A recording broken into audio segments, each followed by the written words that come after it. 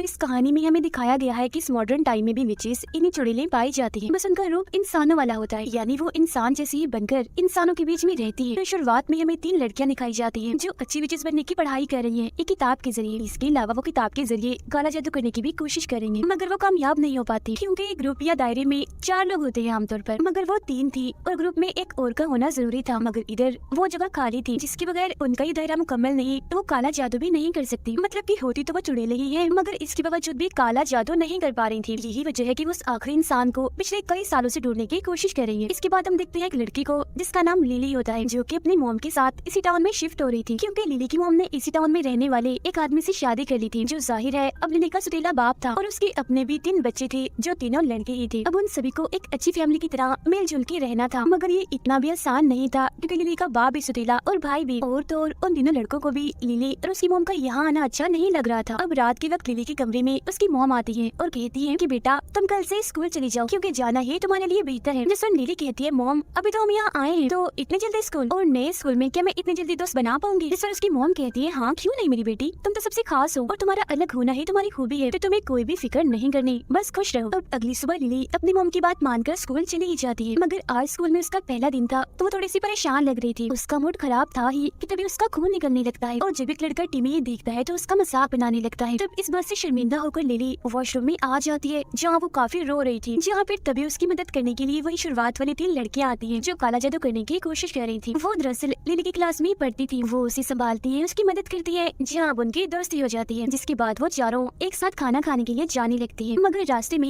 Lily की तबीयत खराब होने लगती है। तब दर्द बर्दाश्त करने के लिए वो अपने गले में पहने लॉकेट को जोर से पकड़ लेती है। उन तीनों में से एक लड़की देखती है कि इस लॉकेट पर तो काले जादू का कोई निशान बना हुआ है, जो देख तीनों काफी खुश हो जाती है क्योंकि उनके चौथे मेंबर की यही निशानी थी जो लिली की तरफ ही इशारा कर रही थी। इसीलिए वो तीनों एक साथ उसे कहती है कि स्कूल के बाद हम बाहर घूमने जाएं, तुम्हारे लिए सरप्राइज है। फिर घूमने के बाद जब अगले दिन लिली स्कूल आती है तो उसकी तबीयत दोबारा से खराब होने लगती है, जो देख वही लड़का टिमी उसके कानों में आकर बोलता है कि अगर तुम मेरे साथ मिल जाओगी तो मैं तुम्हारी मदद कर दूंगा जिससे तुम्हारी तबीयत ठीक हो जाएगी। तब ये सुन लिली को गुस्सा आ जाता है और वो बगैर हाथ लगाए टिमी को दूर फेंक के मारती है। तब ये देखकर वहाँ मौजूद सारे बच्चे एकदम चौंक जाते हैं कि आखिर लिली ने ये कैसे कर दिया, मगर इस सब की वजह से लिली और टिमी को सजा हो जाती है। सजा उनकी ये थी कि जो उन्हें कहा जाएगा उन्हें वो करना पड़ेगा। जिस तरह लिली के कानों में एक आवाज गूंजने लगती है जो उसे वॉशरूम में आने का कहती है। तो पता लगाने के लिए वो फौरन वॉशरूम में जाने लगती है कि आखिर वो चीज या वो कौन है जिसने मुझे वॉशरूम में बुलाया है। जब भी पहुंचती है तो देखती है कि वो तीनों लड़कियां पहले से ही वहाँ मौजूद है। वो बताती है कि हमने ही एक ताकत का इस्तेमाल करके तुमसे राब्ता किया और तुम्हें यहाँ वॉशरूम में बुलाया। जिसके बाद वो उसे बता ही देती है कि हम तीनों कोई इंसान नहीं बल्कि चुड़ैले हैं, और तुम तो ये बात जानती हो ना पहले से ही, क्योंकि जिस तरह तुमने टिमी को उठाकर फेंका कोई आम इंसान तो ऐसा नहीं कर सकता। काले जादू पर यकीन भी है तुम्हारा, जो बात तुम्हारे लॉकेट से साबित हो गई। तो बताओ ये सब तुम्हें कब से पता है? मगर लिली यहाँ काफी हैरान थी, उसे कुछ भी समझ नहीं आ रही थी कि आखिर किस बारे में बात कर रही है। तब उसकी परेशानी दूर करने के लिए वो स्कूल के बाद उससे मिलती है और फिर खुल के उसे बता ही देती है कि हम तीनों चुड़ैले हैं और काला जादू करने की पिछले काफी अरसे से कोशिश करती आ रही है, मगर वो नहीं हो पाता क्योंकि हमें हमारे एक और साथी की तलाश थी जो तुम हो, और हमें मिल भी गई हो क्योंकि तुम्हें भी हमें अलग किस्म की ताकतों का एहसास हुआ है। तो अब उनमें से एक लड़की लिली के सामने घुटनों के बल बैठ जाती है और उससे अपने ग्रुप में शामिल होने के लिए काफी मनाने की कोशिश करने लगती है, जिस पर लिली आखिरकार हाँ बोल देती है। और अब क्योंकि वो 4 लोग थे, मतलब कि उनका ग्रुप पूरा हो गया था, तो वो किसी भी किस्म का जादू कर सकती थी। जिसके बाद वो अपनी अपनी ताकतों को आजमाने के लिए जंगल में जाती है और पत्थरों की मदद से एक बड़ा सा दायरा बनाकर उसके अंदर बैठ जाती है और कुछ मंत्र वगैरह पढ़ने लगती है। उन्होंने आंखें भी बंद की हुई थी और फिर जब लिली आंखें खोलती है तो देखती है कि सब कुछ रुक गया है, मतलब कि टाइम थम गया है, जिसका मतलब साफ था कि उनके पास सच में अनोखी ताकतें हैं, जिससे वो काफी खुश हो जाती है।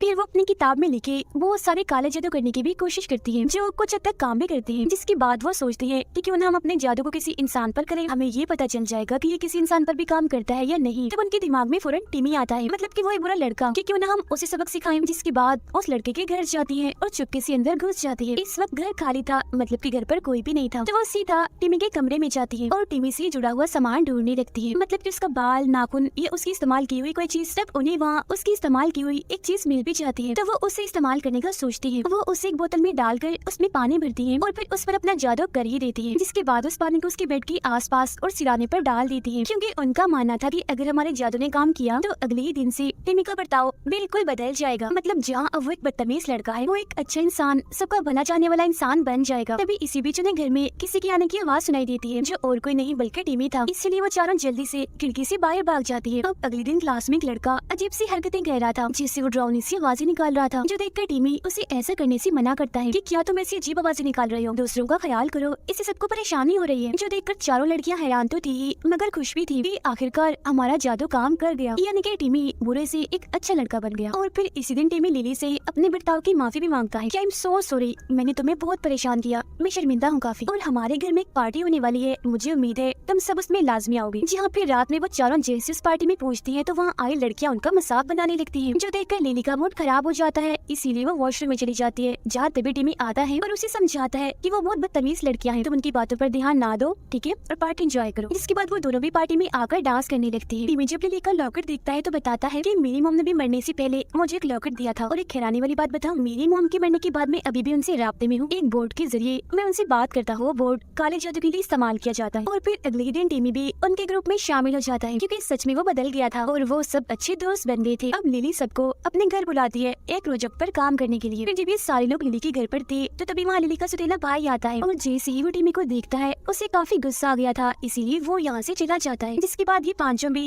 लिली के कमरे में चले जाते हैं, जहाँ ये लोग एक गेम खेल रहे थे, जिसमें इनको आज अपने अपने सच और राज सबको बताने थे, जहाँ सब बारी बारी अपने खुफिया राज बताने लगते हैं। और जब बारी आती है टीमी की तो वो बताता है कि मैं एक अच्छा लड़का नहीं था, मैंने बहुत सारे लोगों के साथ गलत किया, मैंने लिली के सुतेली भाई के साथ भी काफी बुरा बर्ताव किया, मैंने उसका दिल दुखाया, वो मेरा बहुत अच्छा दोस्त था, मगर जब से मैंने उसके साथ ऐसा किया वो मेरे साथ बात तक नहीं करता, मेरी तरफ देखता भी नहीं, जो बताते ही वो रोने लगता है। अब हालांकि टिमी ये सब बताना तो नहीं चाहता था, मगर गेम के और उनके जादू के मुताबिक वो झूठ भी नहीं बोल सकता था, उसे सच बताना ही था। जहाँ सारी लड़कियाँ उसे इतना दुखी देखकर संभालती हैं। इसी बीच नीचे से एडम इन्हें लिली के सुतेले बाप की आवाज आने लगती है, जो देखकर वो अपने सभी दोस्तों को वहाँ से भेजकर नीचे खाना खाने के लिए आ जाती है। खाना खाने के बाद जब लिली अपने कमरे में आती है तो देखती है कि टिमी अपनी जैकेट यही भूल गया है, जिसे उठाकर वो खुशी से सोने लगती है, क्योंकि अब कहीं न कहीं वो टिमी को पसंद करने लगी थी, इसीलिए वो उसकी जैकेट पर प्यार वाला जादू करती है और पक्का करने के लिए जैकेट को अपने पास रखकर आंखें बंद कर लेती है। अब तभी टिमी अपनी जैकेट ढूंढते हुए यहाँ आ जाता है, जिसे अचानक से अपने घर पाकर वो काफी हैरान रह गई थी। कहती है किस जैकेट की बात कर रहे हो तुम, यहाँ तो कोई जैकेट नहीं है। वो दोनों भी बात कर ही रही थी कि तभी लिली को अपने डैड की आवाज आ जाती है, इसलिए टिमी को यहाँ से जाना पड़ता है। अब अगले दिन क्लास में टीचर सभी को बताते हैं कि एक दुखी और बुरी खबर है, हमारे एक स्टूडेंट टिमी ने अपनी जान ले ली है। जो सुनकर लिली की एकदम होश उड़ जाती है, वो काफी चौंक जाती है कि रात को तो हम साथ ही थे, मगर फिर एकदम से वो काफी जज्बाती और दुखी हो गई थी, इसीलिए वॉशरूम में चली जाती है, जहाँ उसकी वो दोस्तें इन्हें चुड़ैलें पहले से ही मौजूद थी। उन्हें भी टिमी की मौत का बहुत दुख था, इसीलिए वो भी रो रही होती है। साथ ही उन्हें ये भी लग रहा था कि हो ना हो हमारे उस पर जादू करने की वजह से उसकी मौत हुई, और ये भी हो सकता है कि कल रात जो राज उसने बताया उसके बाद शर्मिंदगी से उसने अपनी जान ली हो। पर लिली बताती है कि नहीं, सब मेरी वजह से हुआ, कल रात मैंने उस पर प्यार का जादू किया था और उसे पक्का भी कर दिया था। जिस उनमें से एक कहती है, ये तुमने क्या कर दिया लिली, तुमने टिमी के साथ तो गलत किया ही किया, साथ ही हमारे साथ भी अपना वादा तोड़ दिया। हमने क्या फैसला किया था कि जब तक टिमी पर एक जादू का असर है हम उस पर दूसरा कोई भी जादू नहीं करेंगे, मगर तुमने सब गड़बड़ कर दी। जिसके बाद वो लिली की इस हरकत पर उससे नाराज हो जाती है। अब अगले सीन में लिली जब अपने कमरे थी तो उसे अपने डैड एडम की आवाज आती है, जो किसी से बात कर रहा था। चेक करने जब वो नीचे आती है तो देखती है कि एडम अपने बेटे को समझा रहा होता है कि जो तुम्हारे साथ टिमी ने किया उसे भूल जाओ, दिल बड़ा करो, तुम बहादुर हो, डरपोक और बुजुर्ग तो तुम्हारा दोस्त टिमी था जिसने अपनी जान ले ली। अब ये सब सुनने के बाद लिली जैसे कमरे की तरफ जा रही होती है तो तभी अचानक उसके सामने एडम आ जाता है और उसे वो दीवार पर लगी घड़ियां और पुरानी चीजों के बारे में बताने लगता है, जिससे उसे फौरन अजीब गरीब चीजें दिखना शुरू हो जाती है, जो सब किसी काले जादू की तरफ इशारा कर रही थी। वो चीजें थी आग, ऊन और सांप। ये सब देखने के बाद वो काफी डर जाती है और चिल्लाती हुई फौरन उठ जाती है, क्योंकि ये दरअसल उसका सपना था। अब उसकी आवाज सुनकर उसकी मोम वहाँ आती है और उसे इतना डरा हुआ देखकर वो भी काफी घबरा गई थी। लिली उन्हें बताती है, मामा यहाँ गड़बड़ है, हम भी यहाँ महफूज नहीं है, एडम मुझे ठीक नहीं लग रहा, उसने कुछ तो अजीब है, हमें यहाँ से जाना होगा। उसकी इन बातों पर उसकी मोम को यकीन नहीं आता। वो कहती है, ऐसा कुछ नहीं है जो तुम सोच रही हो, सब ठीक है, मैं समझ सकती हूँ तुम्हारा दुख, टिमी की मौत से तुम्हारे दिमाग पर गहरा सदमा है ना, तो हम कुछ दिनों तक बाहर घूमने जाएंगे ताकि तुम थोड़ा सा अच्छा महसूस कर सको। जिसके बाद लिली एडम के खिलाफ सुराग ढूंढने लगती है ताकि उसके पास कोई सबूत आ जाए और वो अपनी मॉम को दिखा सके कि एडम सच में ही अजीब है। जहाँ तभी सामान में उसे अपने नाम की एक फाइल मिलती है, जिसे पढ़ने से वो काफी दुखी हो गई थी, क्योंकि उसे पता चल गया था कि वो अपनी मॉम की सगी बेटी नहीं है बल्कि गोद ली गई है। लेकिन ये बात उसकी मॉम ने आज तक उससे छुपा कर रखी, उसे सच नहीं बताया। इतनी ही देर में उसकी मॉम यहाँ आ जाती है तो वो उन्हें बगैर कुछ कहे वहाँ से चली जाती है। फिर अगले ही दिन जब लोग टिमी के फ्यूनरल पर जाते हैं, यानी जब उसे दफनाया जा रहा था, तो वहाँ सब लोग आए हुए थे। उधर लिली अपने उन चुड़ैल दोस्तों से बात करने की कोशिश करती है, मगर वो उसकी बात का जवाब नहीं नहीं दी थी क्योंकि अभी तक वो उससे नाराज थी। जो बात लिली को अच्छी नहीं लगती इसलिए वो यहाँ से जाने लगती है। उसकी मोम उसके पास जाकर जैसे उसे रोकने की कोशिश करती है तो वो अपना हाथ आगे कर देती है जिससे उसकी मोम दूर जाके गिरती है। अब यहाँ तीनों लड़कियों को अपनी गलती का एहसास हो जाता है कि हम लिली के साथ अच्छा नहीं कर रहे, क्योंकि अगर गलत उसने किया है तो हमने कौन सा अच्छा किया। हमने भी तो टीमी से बदला लेने के लिए उस पर जादू किया ही था, जिसके बाद ही वो तीनों अब जादू ना करने की कसम खाती है। उधर लिली की मोम ने भी उसकी यहाँ से जाने वाली बात मान ली थी। वो अपना और लिली का सामान पैक करके गाड़ी में रख रही थी, जहाँ पर तभी लिली आती है। उसकी मोम कहती है कि मुझे पता है तुम सच जान गई हो, मतलब कि तुम मेरी सगी बेटी नहीं हो, और हो सके तो मुझे माफ कर देना बेटा, मैंने आज तक तुमसे ये बात छुपा के रखी। दरअसल मुझे डर लगता था